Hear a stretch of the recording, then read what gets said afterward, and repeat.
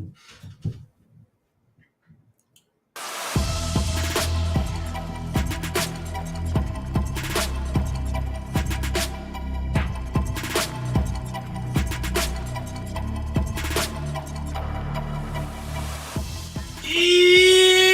here we go now, baby. Right back in to the action for another day of the week. Welcome to the Wednesday edition.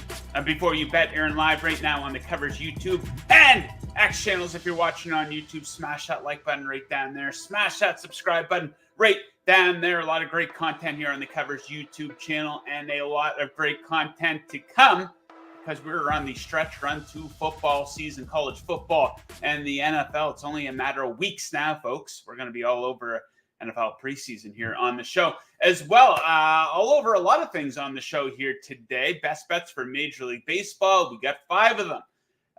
Olympic men's basketball really starting to heat up going into the semifinals here. A couple bets for that. We have the PGA tournament kicking off here tomorrow, and more NFL futures talk with my two guys, Jingles and Jon Metler. Jingles be along here in just 1 second. Guys, if you want to participate in the show, very easy to do so. See that live chat? I think it's off to the side he is on YouTube, on X. It's right down there. Hit it up. Let me know what you're betting on today for Major League Baseball, for the Olympics. Let me know if there's any futures bets you like for the NFL, and we will read a few off throughout the course of the program. I'm wearing a new shirt today. Feel pretty damn good. That new shirt feeling. Okay, let's get into it. Let's bring in my guy here, the man with the sexiest smile and all of sports betting. Jingles, how are we making out? We're trying to work things. Wife is just coming in the door on the outside. Not sure if she knows I'm doing a show, so it will be one of those things, one of those professional things. No, it's okay. Been there? Yeah.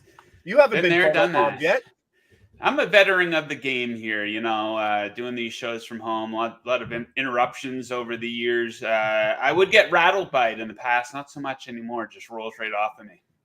Yeah, there's nothing cool about shouting at your own children live on a live feed. Yeah, the guys with kids out there get it. The guys who do not have kids probably do not. But hey, those are the hazards of working from home here for us blue-collar workers. Okay, Jingles. Looks like 5 picks for Major League Baseball. I'm ice cold in Major League Baseball. I got to turn around. I do not want to tank my season, but that you faded Gore again yesterday, didn't you?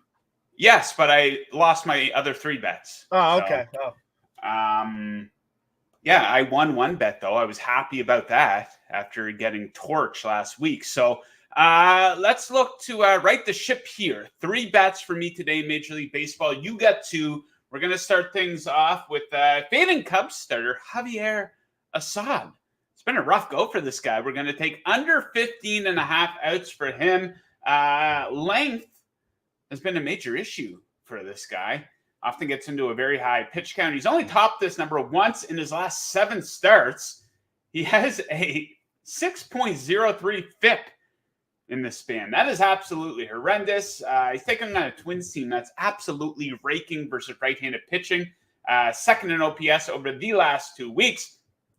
And you should expect a lot of traffic on the bases here to get that pitch count up, get into that bullpen a little bit quicker. He has a 170 whip since June 1st. That's awful. A lot of walks, not a lot of strikeouts. He's taking on a Twins team that generates a lot of hard contact, especially against right-handed pitching, and they get on base via the walk quite a bit as well. So we'll take a side under 15.5 outs. Next up, we have 2 bets for Chris Sale. You can go first.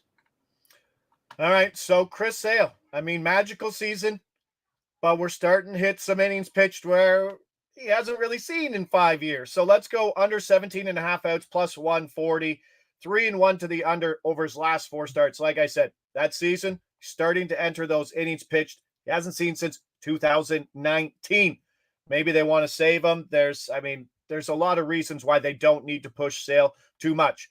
Not a great hitting slate, but Atlanta, actually one of the better hitting places in all of baseball today. 10-mile-an-hour winds blowing out, 90-degree heat. It's pretty much the only place where heat should be a factor. Never good for an aging left-handed guy who's, 130 innings pitched, when I think the last high was 125 back in 2019. And one of my favorite edges, he just saw the Brewers. So he failed to go over the 18 outs, failed to go over the 17 and a half outs versus the Brewers in that game. The familiarity factor, when you face a team 5 days ago, the edge goes to the offense. So let's give the edge to the Brewers offense today.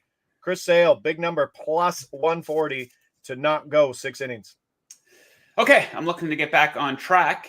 No better bet to get back on track with than a walk prop. Chris Sale, I like him to have over 1.5 walks here, minus 120. Maybe losing a little bit of command here.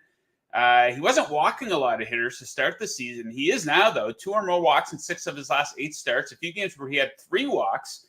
This includes 3 walks last time out versus Milwaukee, the Brew Crew, who he's facing here tonight. And the Brew Crew walking at a very high percentage, especially against left-handed pitching here. They have the 4th highest walk percentage versus lefties since the All-Star break. So a couple free passes there from Chris Sale tonight. Next up, Jake Irvin taking on the San Francisco Giants in the nation's capital. What do you like in this one? Bunch of check marks on this one, all leading to under 17 and a half outs plus 132. This is 2 of 4 under 17 and a half outs of plus money I like on the slate today. Washington has the biggest rain chance today. Kevin Roth calling for a decent chance of delay, so that's always great if anybody was betting Bailey Falter or Dylan Cease last night for the Pittsburgh game, then you kind of know the edge we're looking at. Those guys started 2 innings, it rained, they came out. Coming off a season high, 110 pitches. That's always another great edge. You usually don't go much harder after a season high, could scale him back. And this is a guy who I lost a lot of money on this year because he's supposed to regress. Well, that regression is starting to come. 21 runs allowed over his last 5 starts. Let's go Jake Irvin in a tough home spot with rain. Big plus money, again, on the under 17 and a half. That's Joe. Yeah, potentially a gift from the sports betting gods there. And I'll hit a few of those every year when you're betting a lot of baseball. You're going to have those bets where you take the under on a specific market and then a rain delay. And the pitcher does not come back out. It's a thing of beauty when it clicks into place for you. So best of luck with that one. Okay, let's wrap up our baseball bets. Fun-looking game tonight in Kansas City. The Boston Red Sox in town. 2 hot offenses. I'm going to go over 8.5 for this one. Both squads raking right now. First and third in runs scored since the All-Star break. Both especially strong versus right-handed pitching. Of course, 2 righties on the mound tonight. One of those righties, Cutter Crawford. Absolutely falling apart here for the Red Sox. 5 or more earned runs in 3 straight starts. He's allowed an insane 12 home runs in that 3-game span. So just awful out of the All-Star break for him. And each bullpen, an absolute bullshit. 2 among the worst in baseball right now. Each of them, each with an ERA over 5 over the last 2 weeks. Boston, especially bad with their ERA at 6.17 since the All-Star break. So, over 8.5 tonight in Kansas City. Looks like a fun game. Okay, Jingles, we're going to be back to you in a matter of minutes. Now we're going to go to our guy, the Magic Ass Man, Mr. Basketball. A couple things to discuss with him. So, John, yesterday, obviously, I'm rooting for Team Canada as a Canadian, as a basketball fan. Yesterday was the first day that I truly got really invested. I said, I'm going to sit down and watch this game from the opening tip to the final whistle. I've obviously been following it up until this point, but, you know, it's win or go home stage right now. And that's one of the most disappointing sports outcomes as a fan of a team that I've had in a very long time. You can blame the refs, I guess. I mean, France had 1 million more free throws, but Canada was also extremely sloppy. Lots of turnovers, allowing a lot of offensive rebounds. Jamal Murray, he didn't look like a G League player out there, never mind an NBA champion. So a very disappointing result for Team Canada. Not ready for the big stage here. This was supposed to be a coming out party for Team Canada.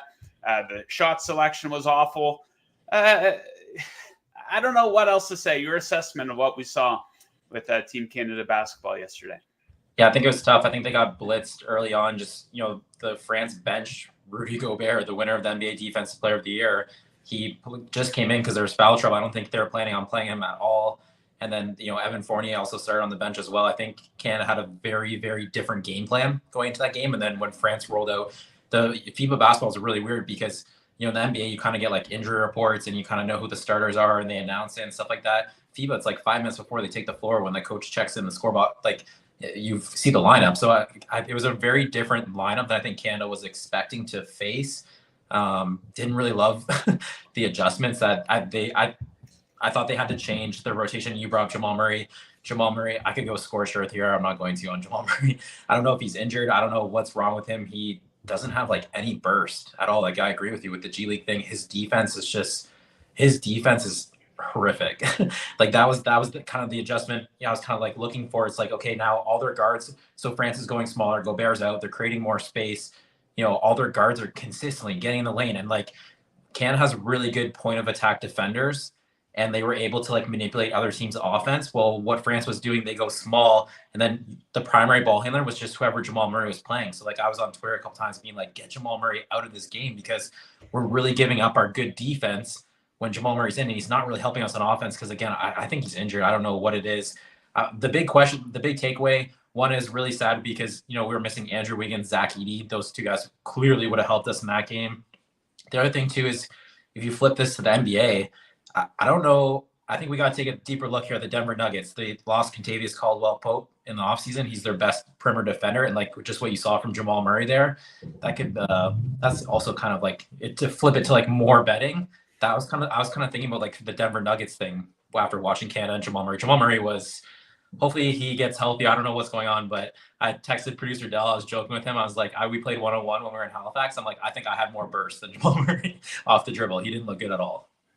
Yeah, he got off to a bad start. Then he was hesitant. He was scared to shoot the ball a little bit. That play where Dylan Brooks got blocked by Wemby, he tried to do like a turnaround fade on him. I was like, okay, I might as well just turn off the fucking TV at this point. I was so frustrated with it. But okay, enough complaining about Team Canada basketball. We'll talk about them again in 4 years here. Let's go on to the semifinals here. USA taking on Serbia. They're favored by 16. They beat them by 26 back at the end of July there. What's your best bet for this game? I'm going Stephen Curry over 10.5 points. It opened 9.5. It obviously moved quickly. I think there's even 11.5 out here. So grab this 10.5 even money while you can. Stephen Curry, when you look at like how he's been playing with the FIBA roster for USA, he really hasn't had a signature game. He hasn't been scoring all that much, and it's caused his point total to come down. The first time they played Serbia, it was 14.5. Now you're looking at 10.5. That's 4 left. Like you're down 4 points, and that's already a low total to like begin with. So 4 points is quite a big move here. The big thing for Serbia is they don't really guard the 3-point line well, which obviously is a huge advantage for Stephen Curry. The last time they played them, they shot 18 of 32, 56% from three, the USA did. And even like if you just look at their quarterfinal game, they were losing Patty Mills all over the place. It's like the only guy on Australia from like a shooting perspective who can even shoot the three well. And they kept losing. I mean, they're giving up all these jump shots, and Patty Mills was knocking out jump shots all over the place. I think this is a good matchup for Stephen Curry. You look at, the matchup with the number coming down. I'm saying he hasn't had a signature game. You're not even really asking. It's not like if Curry walks away with this with 12 points, you're not like, oh, what a fantastic game from Stephen Curry. It's kind of what you expect. I also do think this number is now kind of trading. He's only been playing like 16, 18 minutes here because it's been massive blows the last 3 games. Puerto Rico, South Sudan, Brazil. This should be a closer game come fourth quarter. It still might be a 15-point game, but LeBron James and Steph Curry kind of haven't been getting that fourth quarter run. So I think this is more priced like he plays 16, 18 minutes, and I think you should be looking at more like 21, 22. So that's why I'm going out for this 10.5 even money for Steph Curry. Okay, the other game sees France taking on Germany. France is a 5-point underdog in this one. They last played Germany last week. Germany beat them by 14. Now, I'm sure France will set a record for the most free throws ever in the history of the sport of basketball. And maybe that could play into your prop for this one. Break this one down. Yeah, I'm going Wembanyama over 16.5 points. This is still a good price. Same thing with Wembanyama here. It did open 15.5, but once again, another one that's kind of moving here pretty quickly. So you look at his last 2 games, he scored 14 in the game against Germany. They got the shit kicked out of him in that game against Germany. Even the 14-point deficit doesn't really show that. And then he only scored 7 points against Canada. He was in foul trouble early in the first half. He had to come out. I think it was about the 8-minute mark in the second quarter. It looked like they were going to sit him the whole rest of the first half. That's when kind of Gobert got his minutes. Then also Dylan Brooks, I mean, he got blocked on that fadeaway like you're talking about, but his defense on Wembanyama was really, really bothering Wembanyama, like the speed and physicality of it, having that smaller guy. I think this was more, Wembanyama only scoring 7 points. I think that was more, give a little more credit to Dylan Brooks there. And I mean, Wembanyama missed shots as well. He missed free throws. He missed threes. This, once again, when they played Germany, this is just a couple games ago, it was 19.5. You're down 3 points. It's 16.5. The FIBA, like the player props here for the Olympics are very reactive to what they've most recently seen. And sometimes I think they really overcorrect. So I'm just coming back here with Wembanyama. Two things. If Gobert, it sounds like he's just going to sit. There was kind of a report he had a surgery on his hand, and there's another report from the French coach saying, no, he just benched him. If Gobert's out, that should create more spacing for Wembanyama. Didn't really get to take advantage against Canada, but against Germany, they won't be able to throw it on the inside to some of those other guys like they were against Canada. So it should be more jump shooting from Wembanyama. So with Gobert out, that should also help him. So I'm going over 16.5 for Wembanyama. Yeah, Gobert. I guess it's funny because we see him become a liability in the NBA playoffs at times, and now that's transitioning over to international play here with France. I don't get that. I mean, what is he? Just a great regular season player? I mean, he did have some decent games, let's be fair, this run of the playoffs, but also just doesn't show up sometimes. And not a guy you can really put a whole lot of trust into. So, yeah, it'll be interesting to see what happens between Germany and France there. We bring Jingles back in as we hop back into NFL futures. We are targeting a different futures market every day on the show here, right up until kickoff here, which is less than a month away. I cannot wait.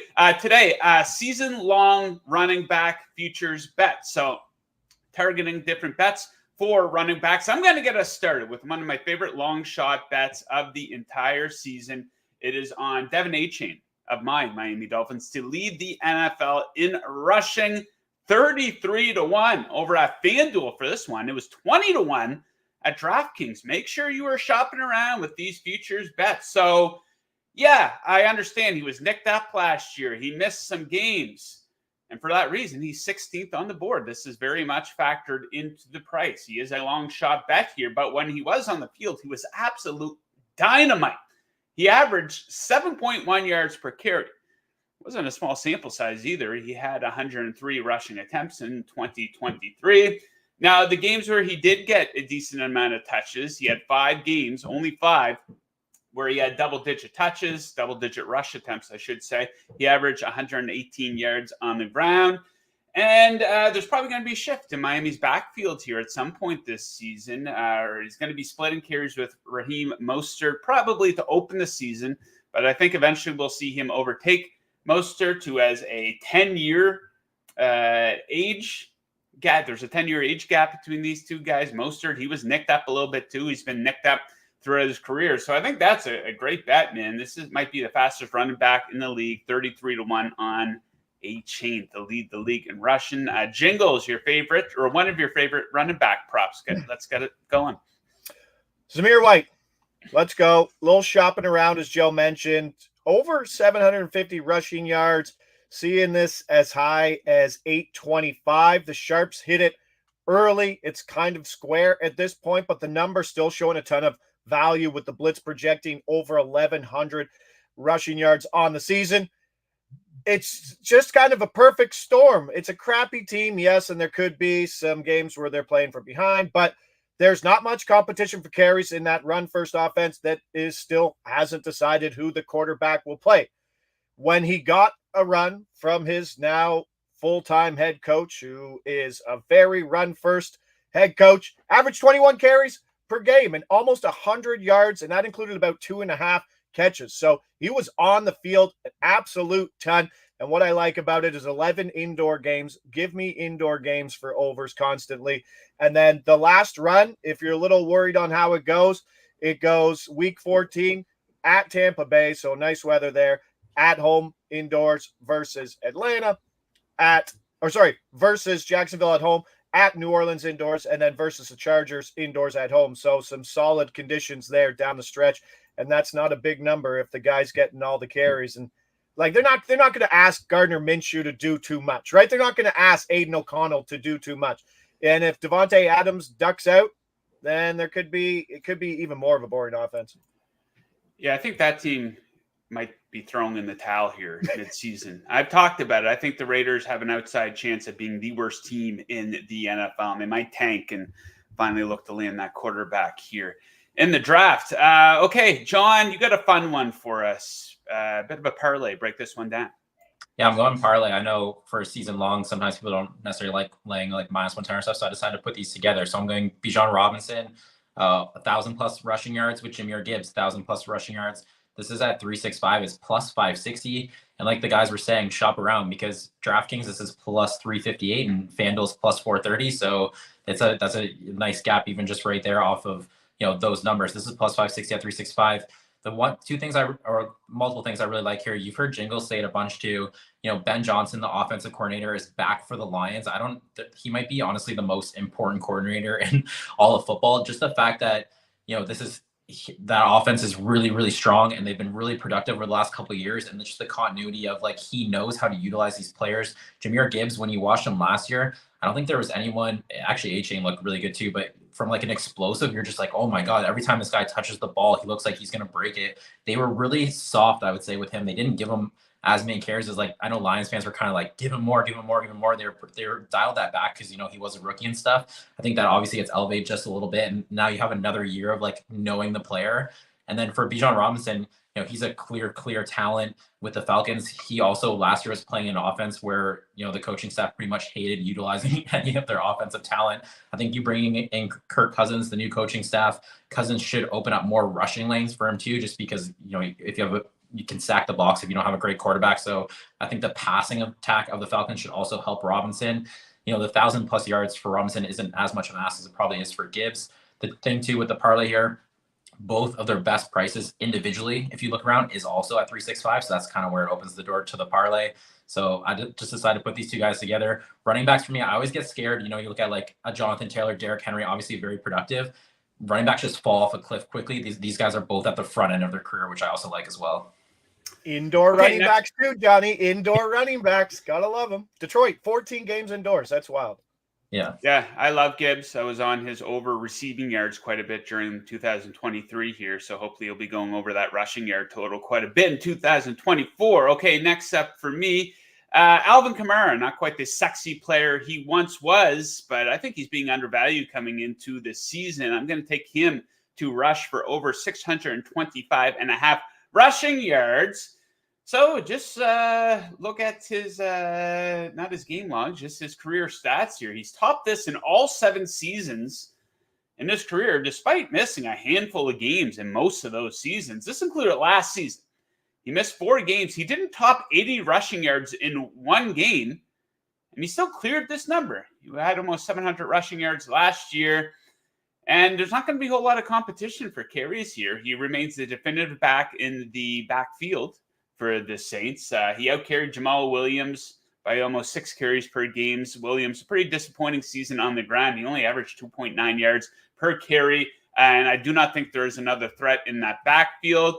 So, yeah, I'm expecting him to probably miss a few games here once again. That seems to be the case for him down the stretch here at 29 years old, but I think he gets over that 625.5 number. Okay, Jingles, bring it home for us. Another running back prop. What do you got? No, it's going to be really interesting to see what they do with Kamara Pete Carmichael, the offensive coordinator, is not there anymore. Now it's Clint Kubiak. Gary Kubiak said Carmichael was there since Drew Brees was there. So talk about a stale offense indoors. We'll be very interested to see if some new life and some progression with that offense can get Kamara going. But like you said, I love the fact that you said hadn't gone over that number, 80 some odd yards, but still topped it. So I love to hear that. And I think the market's quite low on him as well. But let's go. Another guy that nobody likes. Nobody likes Joe Mixon, right? There's nothing sexy about Joe Mixon. He's making signed a 3-year contract, so they're going to get him the ball. Over 5.5 rushing TDs, -140. Lay the juice. We're seeing 7.5, -110 to the over 365. -124 and the 6.5 at FanDuel. I mean, there's a middle room there. I'm not saying lay it at the -140 and the -110 on both sides, but this is a spot where if Joe Mixon stays healthy, an elite offense, and a quarterback who doesn't salvage red zone opportunities, give me Joe Mixon to be one of the best scoring running backs most underrated scoring running backs in football this year, just with this offense and just with this opportunity. Better spots, better running conditions than in Cincinnati, being indoors and versus a much weaker division. Love it everywhere. He gets 11 indoor games, and his backup is Dameon Pierce, who had 2 rushing touchdowns last year. He absolutely fell off a cliff. There's a lot to like about Joe Mixon, and just paying the guy, you kind of have to give him the ball. Yeah, Mixon being underrated a little bit. A true veteran coming into that young offense here this season. So, yeah, we'll look forward to seeing what he can do. 2024. Okay, fellas, we're going to be right back at it on Friday with you guys. Golf coming right up here, guys, but we're saying goodbye to these guys. Major League Baseball, we'll be taking a look at the gold medal game for the Olympics and more NFL futures, guys. Thanks a lot. We'll catch you on Friday. All right, good luck with your bet. Always a little weird when there's 3 of us at the same time. We will figure that out, though. Okay, PGA tournament gets going here tomorrow, so let's bring in our golf expert. There we go. Take 2. Neil Parker. Neil, what's shaking, man? How we doing? Good, buddy. Good. Just ready to rock and roll. Wyndham Championship. Pretty fun event because there's a lot of course history that has proven to be beneficial for those players who have had experience at the track. And I got a trio of guys that I think are going to play really well. Top 30s at plus money for all 3, and then sprinkle on those outrights. And really looking forward to catching this event at a better time than trying to wake up early to be disappointed Sunday with John Rahm's back 9 collapse to cost a pretty nice ticket that was looking good for a very long time in the Olympics. Yeah, Neil, if you guys caught last Wednesday's show, Neil had picked Rahm to win the gold medal at the Olympics, but I guess you could say he fumbled the bag down the stretch there. So no good there. So hopefully some more luck here in beautiful Greensboro, North Carolina for this tourney. So let's get into these picks here. 3 top 30 bets, all plus money. Let's get going with Davis Thompson. What do you like about him this weekend? Everything. There's no shortcomings in his game. He followed up the recent victory at the John Deere Classic. He played the weekend at both the Scottish Open and the Open. He ranked 2nd in this field in true strokes gained tee to green, 19th in true strokes gained putting across his past 6 events. And he also finished 16th in true strokes gained tee to green in this event last year when he finished T22. So like that experience and strong form from last year carrying over. And just to put in perspective how well Thompson has played this season, he's 7th in adjusted scoring average on tour this season. And just a quick primer on adjusted scoring average, that takes into account the difficulty of the course and the scoring relative to par of each individual tournament. So the best way for me to compare it would be the American Express, where Nick Dunlop won at -29. The next week they go to Torrey Pines for the Farmers, and Matthew Pavon wins at -13th, right? So just weighs the various difficulty of the courses, the scoring conditions. And so when Thompson checks in at 7th,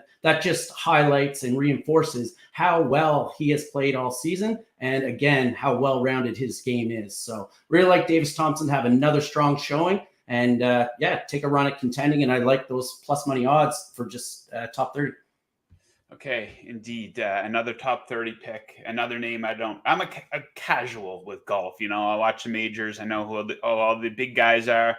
I don't know who this guy is. Aaron Rai? Is it Raw?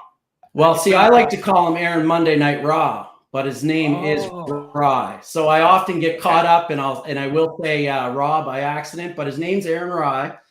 Okay. And he's been one of the best and most consistent ball strikers and scorers on the PGA Tour this season. He carded 6 consecutive top 20 finishes before slipping to the T75 at the Open. But he's 8th in adjusted scoring average, 5th in par 4 scoring, and 6th in greens and regulation percentage on tour this season. And he's also gained true strokes across the board during that noted 7 tournament stretch that finished up with the T75 in the Open. And those strong strokes gained metrics include ranking 11th in true strokes gained tee to green, 13th in true strokes gained putting and 5th in driving accuracy in this field. So this track, it's a par 70. It's a stock par 70, which is 2 par 5. So it really sets up well for Rye to position himself in the fairway, hit the greens, and give him plenty of opportunities to roll in some birdies. I'm expecting to really have another strong week. He's in good form, and he's a popular pick to win, I believe. I don't do a whole lot of crowdsourcing or try to be influenced too much by the consensus picks, but I'm pretty sure he would be a very popular pick this week, and I like him to have a good tournament. Okay, next up, Cameron Davis. Why do you expect him to have a respectable showing here this weekend? He's improved in all 3 of his trips to this event. Started the T22, T15, T7 last year. Woo. He fired under par in 11 of 12 rounds in the event. And last season, he ranked 8th in true strokes gained tee to green during that T7 finish. He's also followed up his recent win at the Rocket Mortgage with a T26 in the Scottish Open, T19 in the 3M Open. And his statistics largely check out too. Excellent tee to green player and also accurate off the tee. Shortcoming with Davis is that he isn't the strongest putter in this field. No one will argue about that. But his strong ball striking form, his course history give me the confidence that he will have enough birdie opportunities to put plenty of circles on the card this week. And if he gets the hot putter, he's definitely in contention to win too. Cam Davis, a lot is going right for him right now. And I like his chances. Okay, there we have it. 3 top 30 picks from Neil for the Wyndham. Is it the Wyndham Championship? Yeah, buddy. And you said beautiful North Carolina, but I'm afraid we might see some terrible weather unless the forecast has changed in the last little couple hours. It's not going to be very favorable. I think there's some there's a tropical storm coming through. I'm pretty sure. Maybe it's Betty, tropical storm Betty, maybe. But we're going to see some thunderstorms. Probably going to see some delays. So it'll be an interesting event to see how it plays out. But I also like my boy Billy Horschel. He's featured in this week's article at covers.com. So check it out. There we go. Nice plug by Neil. Okay, yeah, maybe a little slippery here at North Carolina, Greensboro this weekend. All right, Neil, thanks for joining. Best of luck with those bets, and we'll catch you again on next week's show. Thanks a lot, Joe. Always a pleasure. Have a good one, bud. Yes, sir. Neil.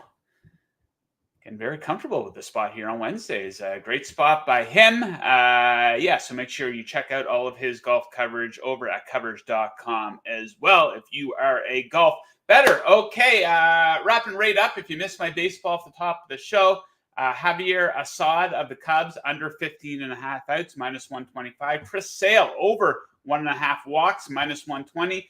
And I think a fun one tonight in Kansas City. If you like offense, Red Sox Royals over 8.5 on the full game total. Okay, that does it for today's show. We're going to be right back with you guys on Friday, covering everything that there is to cover in the world of sports betting. Make sure you are subscribed here to the Covers YouTube channel. You see the fancy graphic that producer Mick is up on the screen there. We spent thousands of dollars on that very high-tech stuff. So subscribe to the channel. Lots of great content on there. Right now, we're about to record our UFC video for the week. If you watch last week's show, another profitable one there. It's been a good year in the UFC for yours truly. So stay tuned for that, guys. Best of luck with your bets tonight. We will catch you again on Friday.